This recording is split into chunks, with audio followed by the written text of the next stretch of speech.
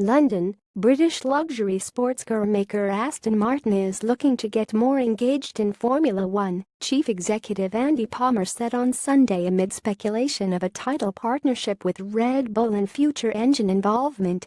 "We want to be more involved in the sport," Palmer told Britain's Channel 4 television while attending the Singapore Grand Prix. "We're currently studying the 2021 engine.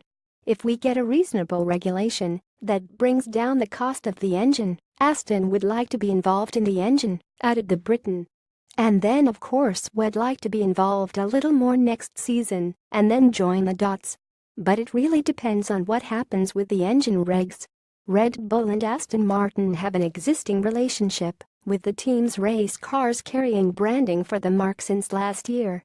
Top designer Adrian Newey, whose Renault-powered Red Bull race cars won 4 successive drivers and constructors titles between 2013, has worked with Aston Martin on the AMRB 001 Valkyrie hypercar. Media reports have suggested Aston could become Red Bull's title sponsor next season. Former Nissan executive Palmer was a key figure in negotiating just such a previous deal for the Japanese manufacturer's Infiniti brand, which has now gone to the Renault Works team to partner Red Bull. The British-based team currently use Renault engines, branded Tag Heuer. Formula One, under new management since US-based Liberty Media took over in January, and the governing FIA are looking at what sort of unit will power the series once the current agreement expires in 2020.